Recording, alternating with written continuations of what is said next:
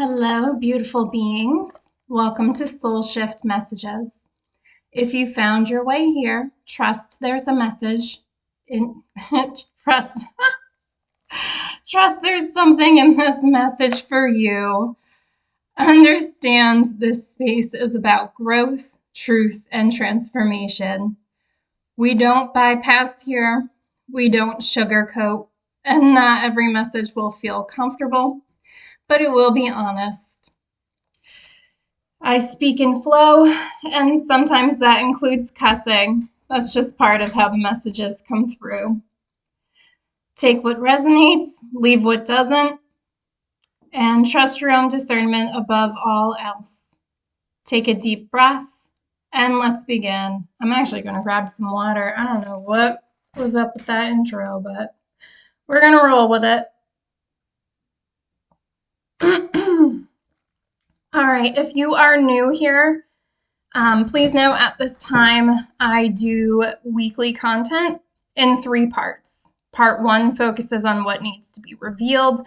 Part 2 focuses on what needs to be understood, tends to be a deeper dive on what was covered in Part 1, and it also tends to look at the underlying mechanism. And Part 3 is focused on what needs to be done. It's often about what action needs to be taken in order to embody whatever we're talking about that week. So not gonna spend a whole lot of time on that. Links to all available content are in the description box below. If they're not available yet, you'll see a date when they should be available. And I'm pretty diligent about going back and updating those. So if you don't see it yet, it's coming. All right. There is a lot to cover with this message, so this is going to be part 1 for this week, and the topic is energetic entanglement with others. And because this message is so big, again, I got the download that this needs to be 1 video, and I can't break it up and I can't shorten it, so I'm just going to mostly read. It's not great for aesthetics, but it's more about the message than it is about me as the messenger. So I am calling this, It's Time to Come Home to Yourself. So let's jump in. The core truth, your emotional sensitivity, intuition, compassion, and ability to deeply perceive other people have created patterns where your energy becomes intertwined with others in ways that are emotionally exhausting, psychologically consuming, and difficult to separate from your own identity and emotional state. The issue is not simply having weak boundaries. The deeper issue is that your emotional and energetic system appears naturally open and receptive by default. You are highly responsive to people's emotions, emotional pain, instability, hidden emotional realities, unmet needs, unresolved wounds, psychological undercurrents, and future potential in others. Because of this, you can unconsciously merge with other people emotionally, psychologically, and energetically without fully realizing it is happening. This message is about learning the difference between genuine connection, emotional labor, emotional dependency, rescue dynamics, psychological fixation, energetic merging, trauma bonding, hypervigilance, true reciprocity, and healthy intimacy. You are learning how to remain fully yourself while connected to others instead of unconsciously carrying them. The central lesson is connection without self-erasure, compassion without rescuing, empathy without absorbing, support without overfunctioning, openness without emotional permeability, intuition without hypervigilance, closeness without losing your center, and love without emotional enmeshment. Your sensitivity is extremely accurate, but it became tied to survival. One of the deepest layers here is your emotional awareness is highly developed because your nervous system learned to constantly read emotional environments, shifts, inconsistencies, and hidden emotional realities. You likely became skilled at sensing tension before conflict appears, detecting emotional incongruence. That's like incompatibility or inconsistency. Reading subtle mood changes, anticipating reactions, recognizing instability early, intuiting what other people are not saying directly, and noticing emotional imbalance before it becomes obvious. But this sensitivity likely became tied to survival and relational safety. Part of your nervous system learned emotional awareness prevents rejection, maintains connection, keeps relationships stable, prevents conflict, and creates emotional safety. This means your intuition and survival responses became deeply intertwined. Your awareness is real and accurate. But now you are learning your sensitivity is meant for discernment and authentic connection, not perpetual emotional monitoring and management. Your system is open by default. Your emotional system appears naturally receptive rather than selectively open.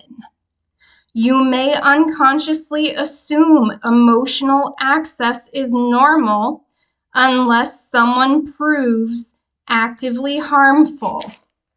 As a result of this, people can enter your emotional world very quickly. Emotional intimacy may develop too fast. Emotional closeness may occur before trust is earned. And you may give emotional access before consistency, reciprocity, or emotional maturity are established.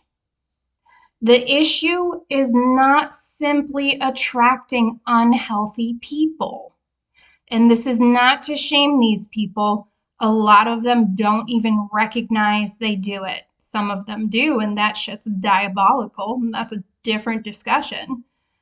But in my experience, a lot of people don't recognize they even do this. So again, the issue is not simply attracting unhealthy people.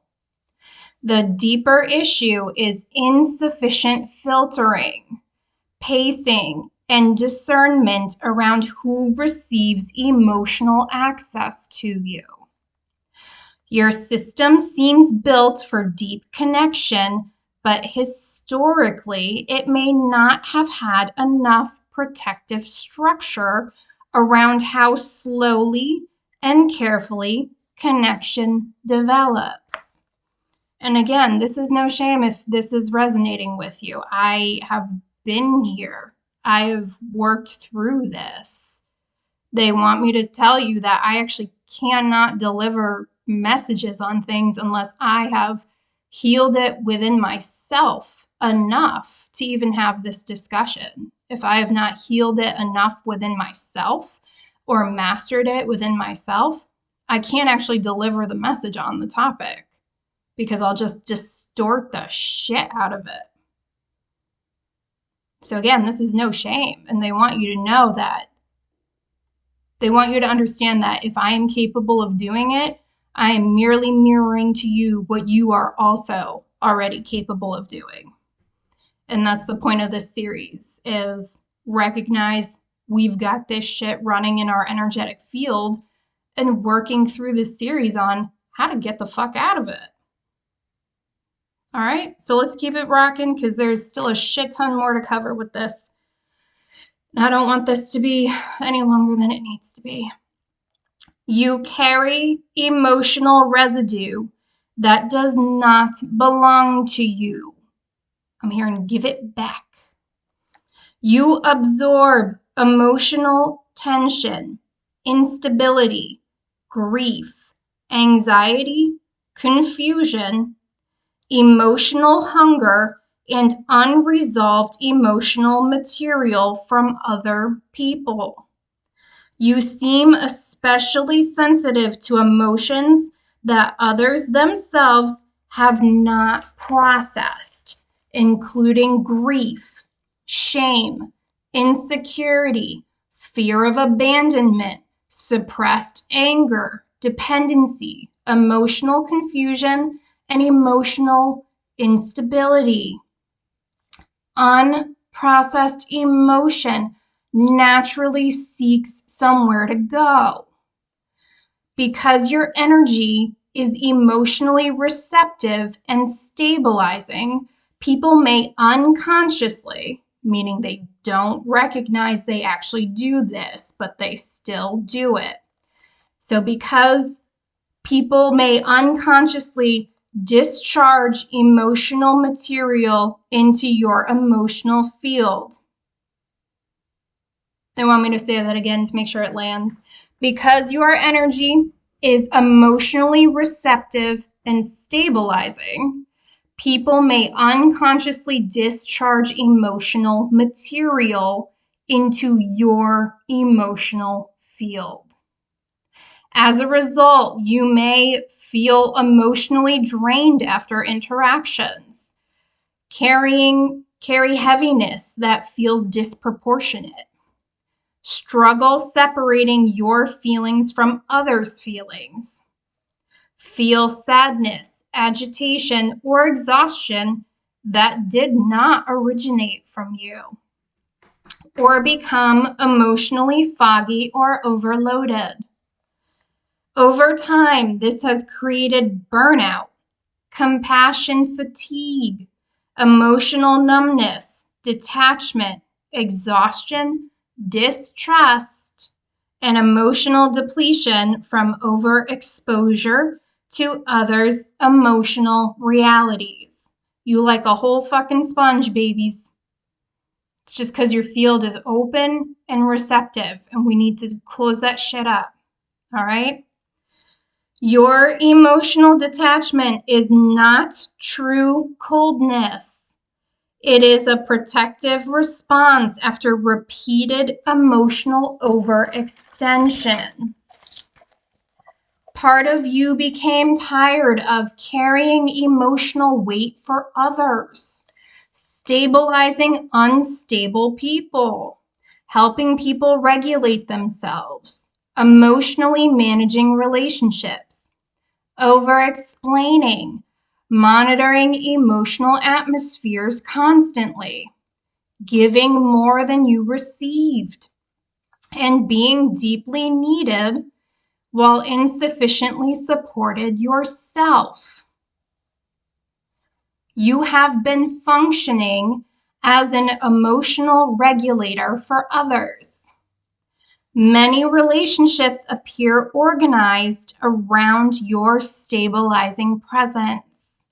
You may unconsciously regulate emotional tension, social discomfort, relational instability, emotional escalation, confusion, and emotional fragmentation in others. This happens through calming people, listening deeply, absorbing emotional intensity, reassuring, emotionally translating for others, softening conflict, emotionally containing others, and remaining grounded while others unravel. Over time, People may begin unconsciously depending on your nervous system stability instead of developing their own. This creates a hidden burden. Your presence becomes part of how other people emotionally function. Say it again. This creates a hidden burden. Your presence becomes part of how other people emotionally function. These people literally cannot function properly without you. And if that sounds fucked up, yep, you're right, because it is. That is one reason disengagement can feel guilty, emotionally charged, difficult, destabilizing to others, and frightening internally. Give me a second.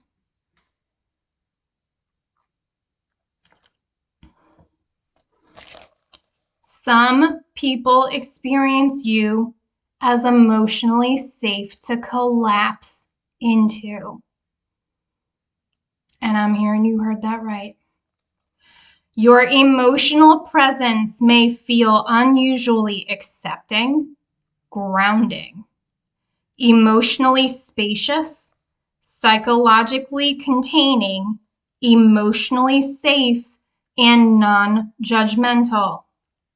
As a result, emotionally overwhelmed people may unconsciously experience you as refuge, emotional shelter, containment, validation, and permission to emotionally unravel. This creates powerful attachment dynamics.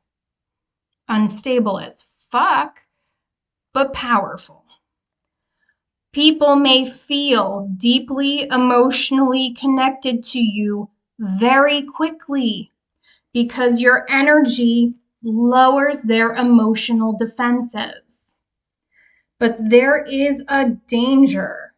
You become the emotional landing place for people who are not actually capable of reciprocity, accountability, emotional maturity, and mutual emotional responsibility.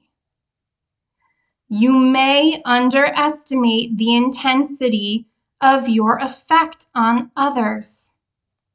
Because your emotional attentiveness feels natural to you, you may not fully realize how impactful it feels to others when they experience deep listening, emotional understanding, intuitive recognition, patience, emotional attunement, psychological insight, and non-judgmental presence. Many people rarely experience this level of emotional attunement. Yes, rarely experience it. As a result, others may attach more deeply than you intend. People may idealize you. Emotionally deprived individuals may bond quickly. And emotional understanding may be mistaken for soulmate level connection. I heard say that last part one more time. Emotional understanding may be mistaken for soulmate level connection. I'm hearing keyword is mistaken. For your emotional presence carries enormous emotional weight. All right? Your emotional presence carries enormous emotional and relational weight, even when you are simply being naturally compassionate. You become emotionally valuable before becoming fully known. This is one of the most emotionally painful patterns here. People may quickly recognize your emotional steadiness, reliability, understanding, emotional depth, and ability to hold emotional space.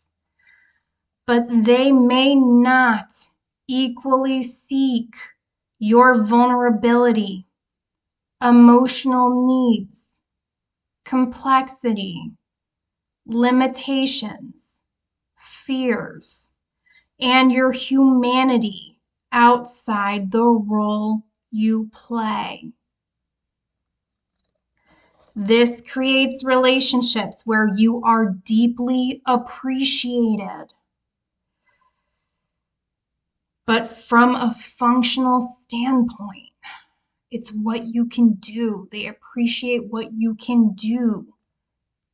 But you're insufficiently understood personally. This contributes to emotional loneliness and exhaustion. These are not even reciprocal dynamics. You may have learned to earn connection through emotional usefulness. Part of your identity may have formed around being emotionally valuable to others. You may unconsciously associate connection with usefulness, emotional labor, caregiving, helping, stabilizing, understanding, and emotional reliability. This can create an unconscious belief that relationships remain secure when you are needed, emotionally available, psychologically attentive, and useful to others emotionally. As a result, rest may feel uncomfortable. Emotional non-involvement may feel unnatural. Receiving support may feel unfamiliar. Mutuality may feel less emotionally recognizable than caretaking. And stepping back may trigger guilt. This means overgiving is not only behavioral, it may also be identity-based. Unresolved grief exists beneath the exhaustion. Part of your emotional shutdown is actually unresolved grief. There is lingering emotional pain connected to emotional asymmetry, betrayal, one-sided relationships, feeling emotionally used, giving deeply, and not receiving equal depth back. Watching people repeatedly choose dysfunction and realizing some relationships survived mainly through your emotional labor. Some emotional cords remain active because part of you is still trying to understand why emotionally meaningful relationships became painful, why your care was not reciprocated equally, why some people could not meet you emotionally, and why certain relationships became draining instead of mutual. Part of your emotional system remains attached while trying to emotionally resolve what feels unfinished. You bond to potential, not only reality. You naturally perceive hidden qualities, unrealized maturity, emotional depth beneath defenses, future growth, healing potential, and gifts people have not fully embodied. This is a genuine strength, but it also creates one of the strongest forms of emotional entanglement.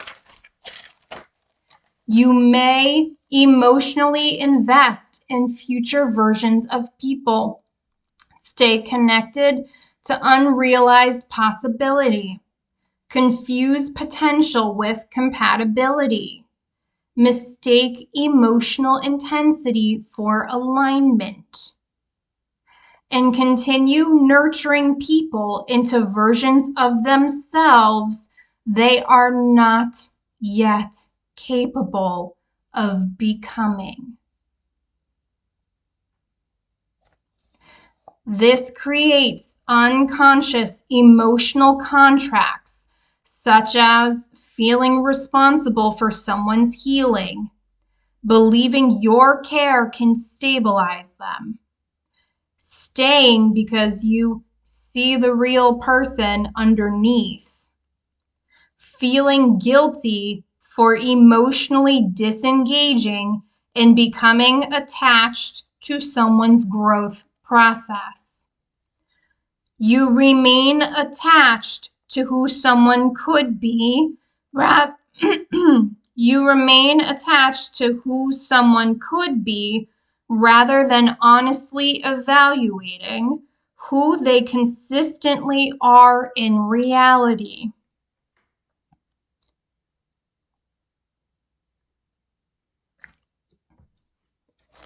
Emotional transparency is not emotional safety. Emotional vulnerability and emotional intensity do not automatically equal maturity, trustworthiness, compatibility, reciprocity, or healthy intimacy. When people become emotionally revealing or psychologically exposed, part of you may interpret this as closeness, trust, authenticity, or meaningful connection, but emotional exposure can also be emotional dependency, emotional dumping, attention seeking, crisis bonding, unconscious manipulation, or attachment through instability. You may feel immediate compassion when someone reveals pain, loneliness, trauma, confusion, or emotional suffering. This can create rapid emotional bonding before trust has actually been earned. Your nervous system is highly responsive to emotional need. Emotional need strongly activates your attention and care. You may instinctively orient toward woundedness, loneliness, emotional confusion, instability, unmet emotional needs, and psychological suffering. This can create unconscious attraction toward relationships where emotional labor is required.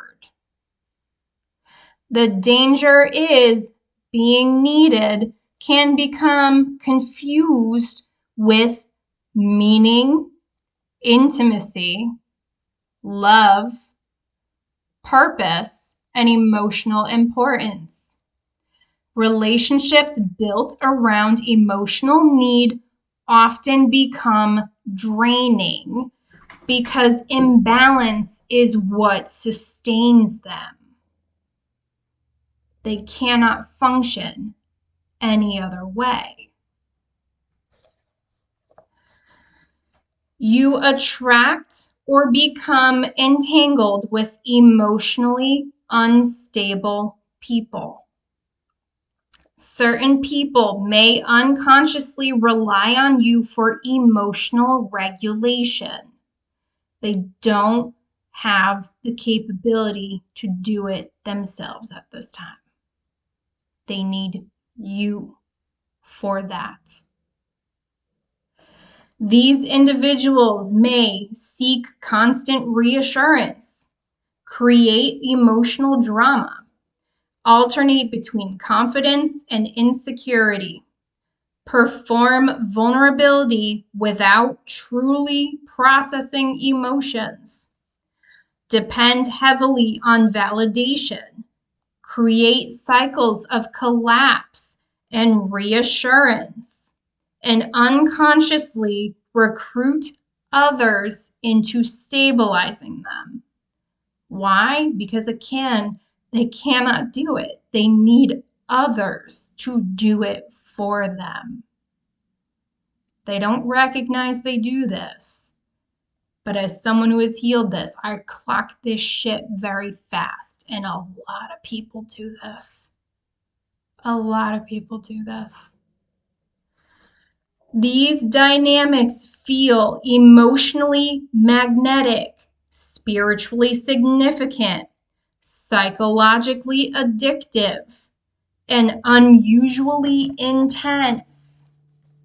But often intensity is nervous system activation, emotional over-involvement, instability mistaken for depth, trauma bonding, and emotional fusion rather than healthy intimacy. Attention creates and sustains emotional cords. Your attention itself maintains emotional and energetic connections. Your energy stays tied to people through replaying conversations, mentally monitoring emotional states, anticipating reactions, wondering how others feel about you, scanning for emotional changes, trying to interpret hidden meanings, continuing internal conversations after interactions end, imagining alternative outcomes, and mentally revisiting relationships repeatedly. Some emotional bonds are sustained less by destiny and more by continuous emotional attention. Say it again. Some emotional bonds are sustained less by destiny and more by continuous emotional attention. Hyperfocus itself feeds the connection. Intuition versus hypervigilance. You genuinely perceive emotional truths accurately. You naturally sense emotional incongruence, hidden resentment, instability beneath appearances, manipulation beneath charm, emotional imbalance, and emotional hunger beneath confidence. But intuition can slowly become hypervigilance. You may become chronically focused on monitoring emotional safety, anticipating instability, scanning for emotional shifts, staying psychologically alert, and emotionally tracking others continuously. Hypervigilance keeps emotional cords active because your nervous system remains partially attached to what it monitors. Some experiences that feel psychic may be partially sustained by continuous emotional attention and vigilance. An important lesson: perceiving imbalance does not obligate you to fix it. Say it again. Perceiving imbalance does not obligate you to fix it. Awareness itself can become the hook that keeps you emotionally engaged. Emotional labor has become automatic. Emotional labor may have become so internalized that you no longer recognize how much energetic work you are constantly doing.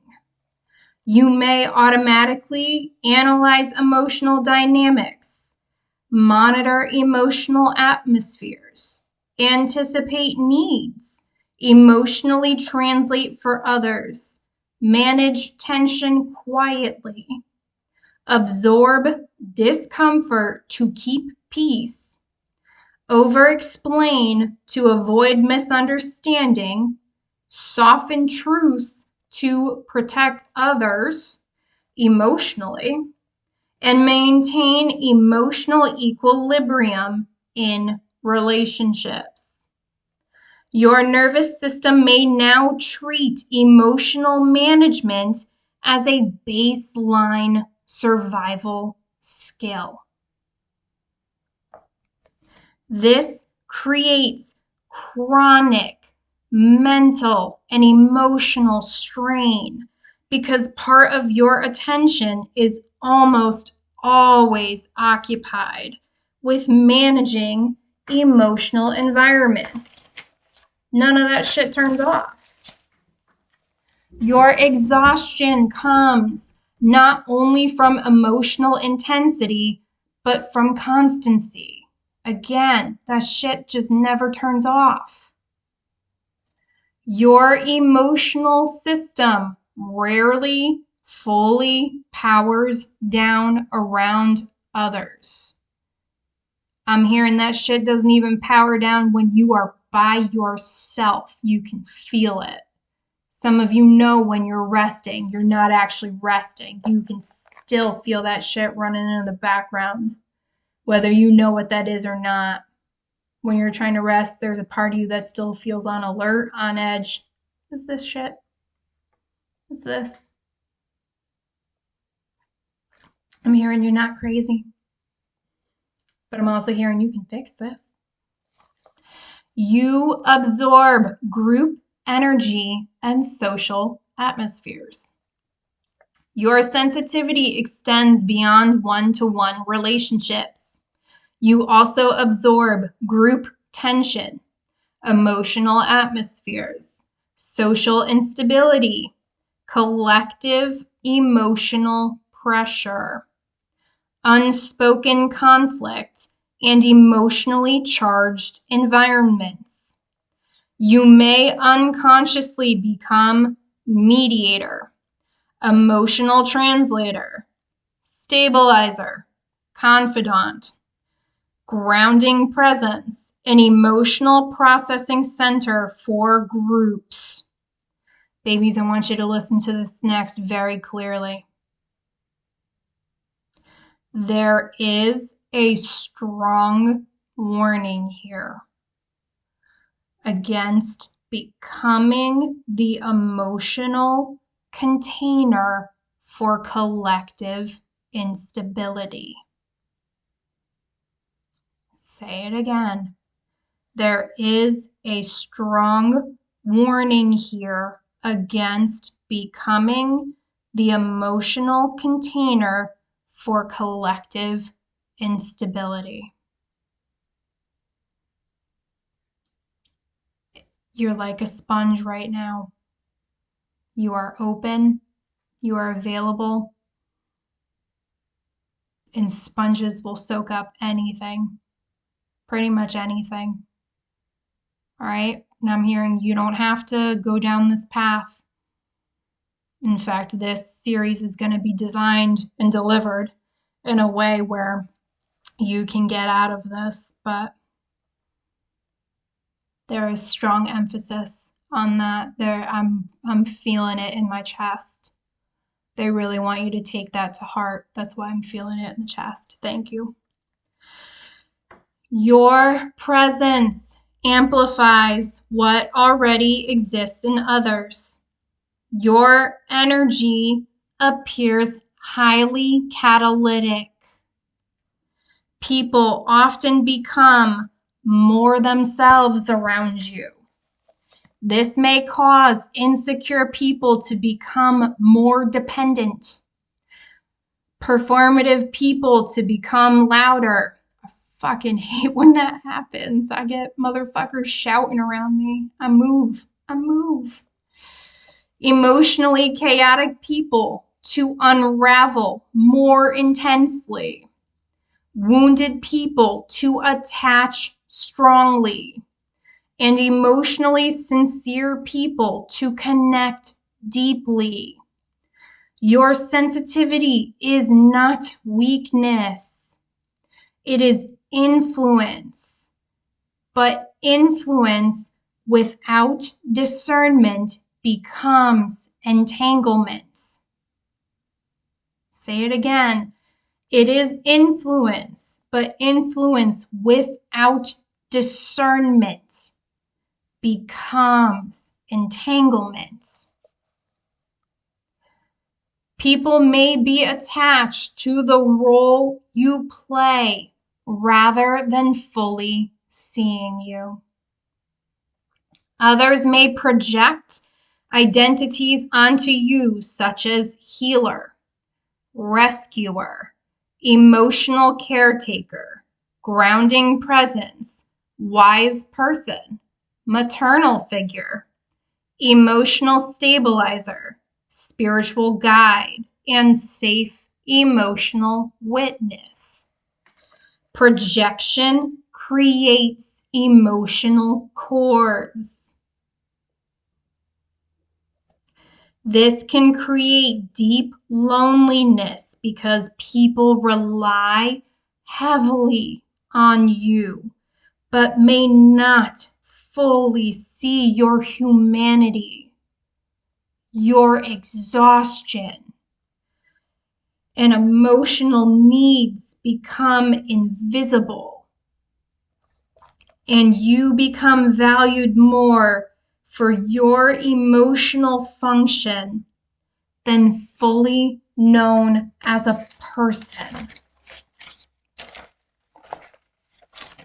Too soon, say it again.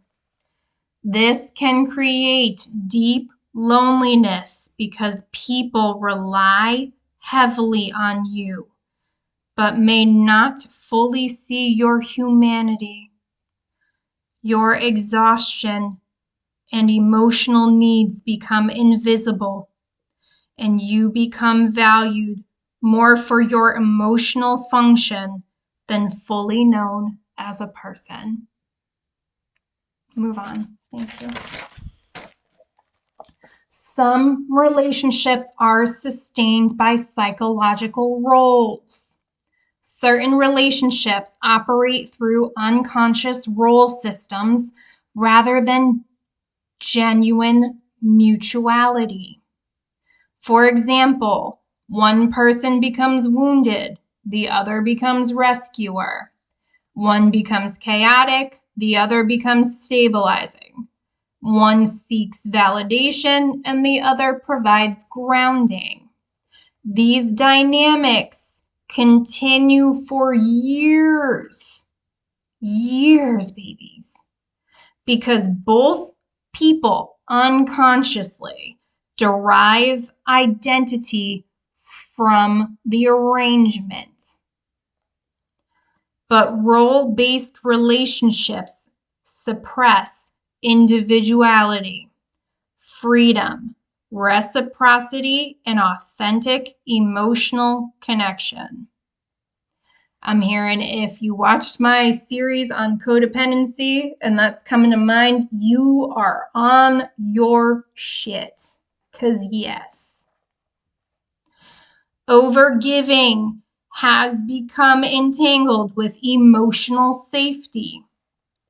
Your generosity is sincere, but giving may also unconsciously function as maintaining connection, preventing abandonment, securing emotional safety, feeling useful, preserving relationships, and stabilizing others emotionally. You may give automatically before checking your own capacity. This creates exhaustion, depletion, hidden resentment, emotional flooding, burnout, and loss of personal direction. Compassion has become mixed with responsibility. You fear becoming uncaring if you stop carrying others. Part of you may associate boundaries with selfishness, abandonment, emotional coldness, becoming hardened, disappointing others, and failing people emotionally. You may feel guilt around saying no, reducing emotional access, emotionally stepping back, becoming less available, and prioritizing yourself. But many relationships may only function when you overextend yourself. That is not balance. Carrying everyone is not compassion. Self-erasure is not love. Exhaustion is not proof of goodness. And babies, you can overcome this. I am not going to lie. This is the step that fucked me up the most. This is where I had the most challenges. And you know what? I was able to get through it. And if I can get through it with all the people pleasing and all that kind of shit that I had in my energetic field, I know you can do it too. You'd be surprised how few people stick around when you stop holding them like that. It will blow your whole fucking head off. Not literally, but it's an eye-opening experience. I spent 30 plus years of my life over investing in people who just couldn't, truly couldn't. It wasn't even a wouldn't, it was a couldn't. It was like, what the fuck? So let's keep it moving because there's still more to cover. Your own path has been delayed by emotional entanglement. Large amounts of your emotional and psychological energy have gone toward other people's healing, emotional crises, instability, emotional processing, relationship management, and helping others grow. This may have delayed your goals, creativity, personal direction, momentum, peace, and self-development. Emotional entanglement has consumed energy needed for your own life. Part of reclaiming yourself involves redirecting energy back toward your own path. All right? There is nothing wrong with calling your shit back to you. It's yours. And holding it. That's not selfish. That's literally necessary for managing this thing called life. You need that. Call your shit back. Solitude is deeply restorative for you, but only healthy solitude. There is an important difference between restorative solitude and defensive isolation. Restorative isolation reconnects you to yourself, clears emotional residue, calms hypervigilance, restores nervous system regulation, strengthens discernment, and rebuilds emotional clarity. Why? Because you're not soaking up everyone else's shit. You can actually take time, clear their shit out, and figure out what is actually yours. All right? Defensive isolation develops from disappointment, distrust, overstimulation, exhaustion, and fear of being emotionally drained again. You do not need permanent isolation. You need intentional environments where your nervous system no longer has to constantly process others. Say it again.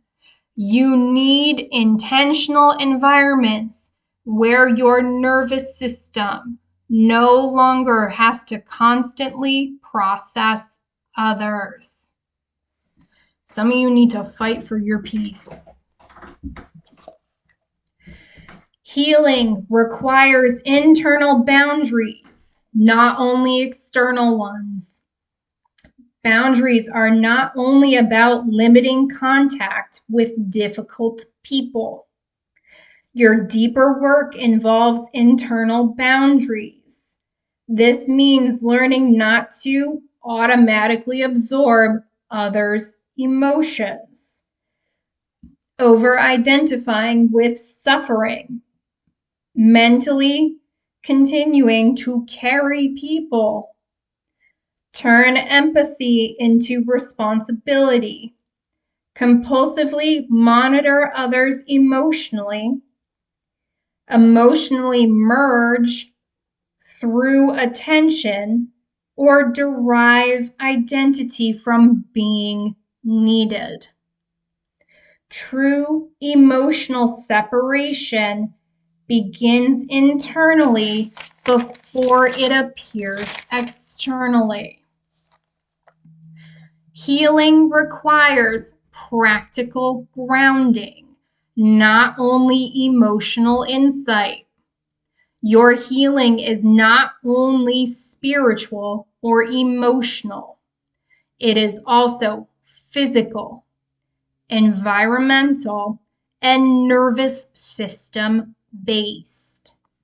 Your emotional system stabilizes when your body is rested. Routines are consistent. Your schedule is protected. Environments feel safe. Resources are not overextended. You are one of your resources.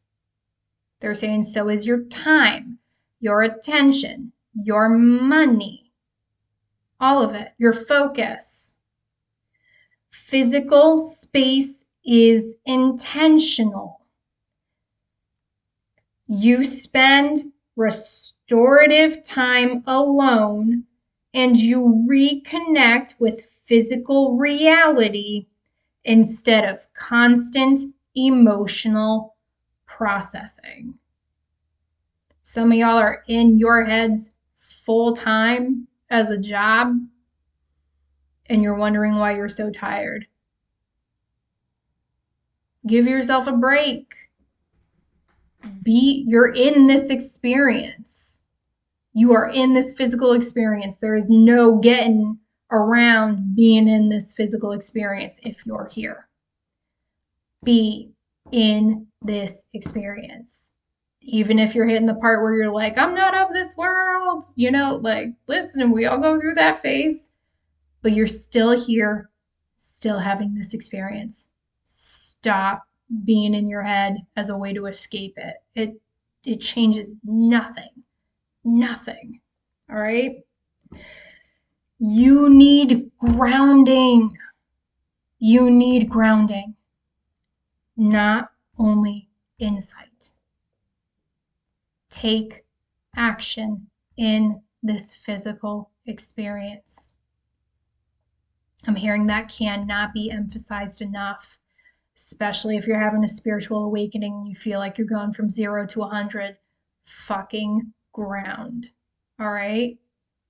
Because otherwise you're just gonna, like, if you feel energetically like you're floating up here, you need to fucking ground.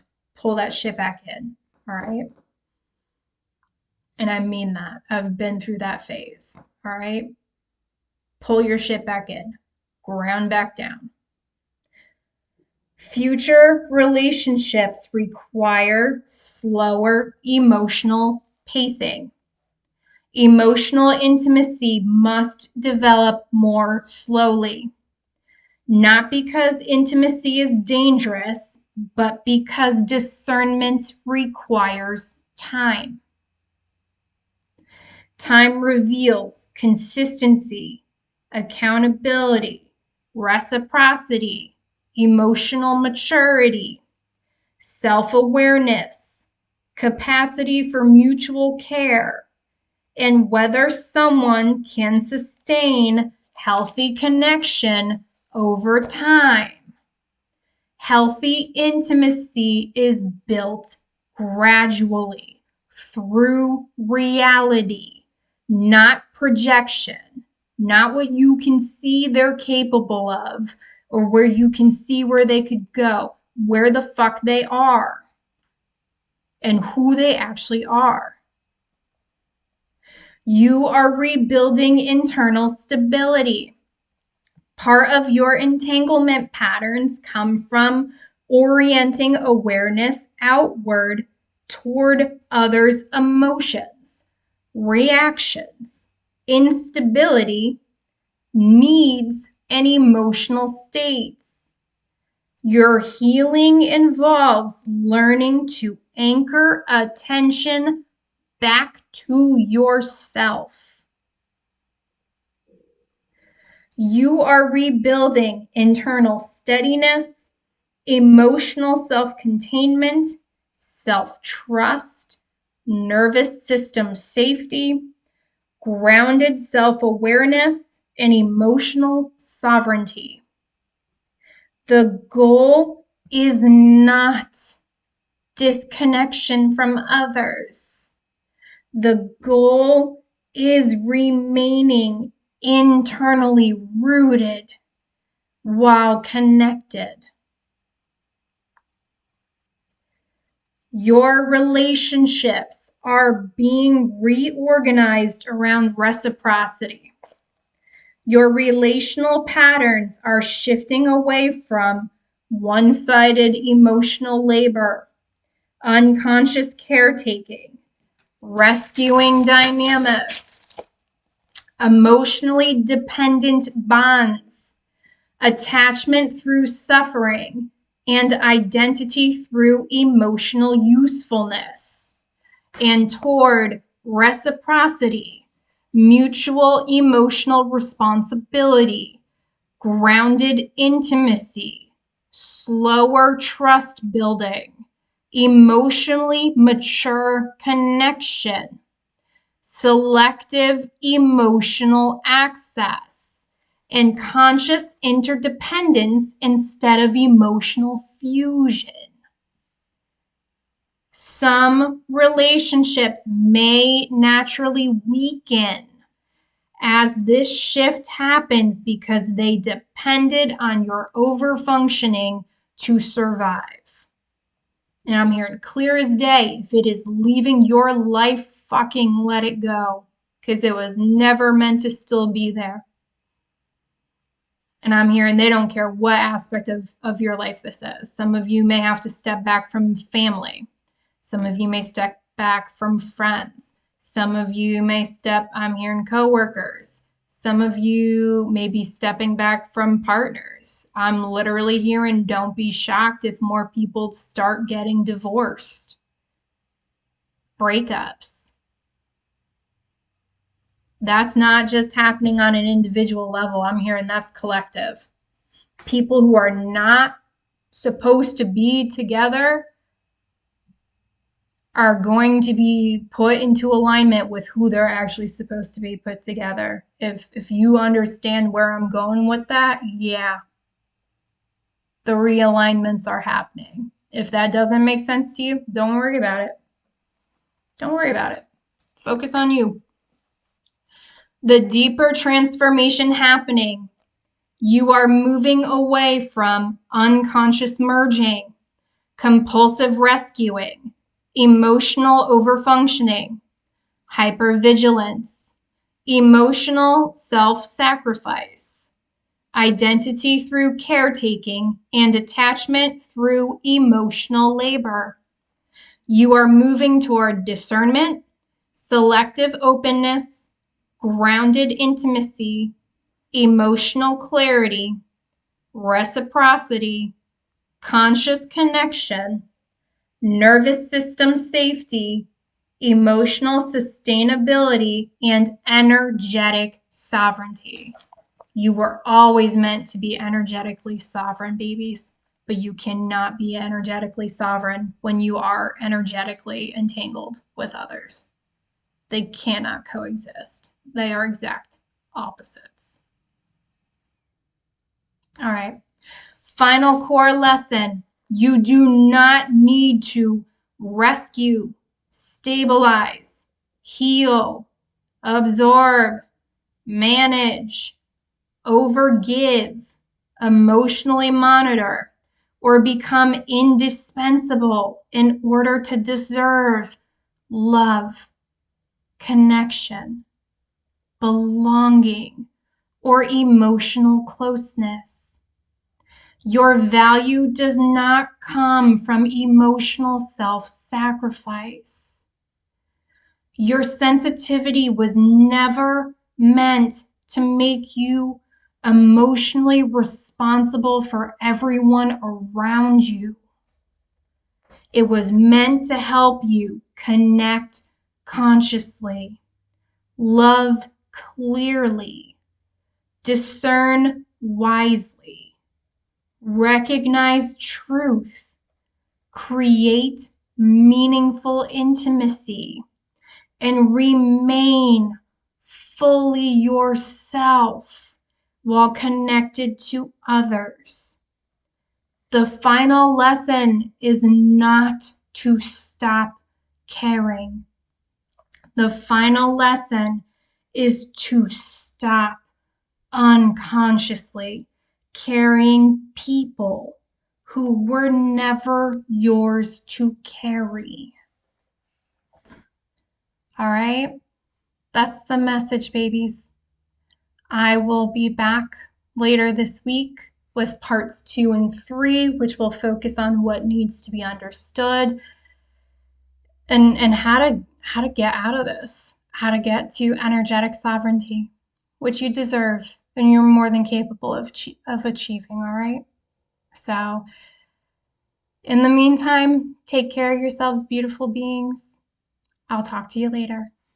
Bye.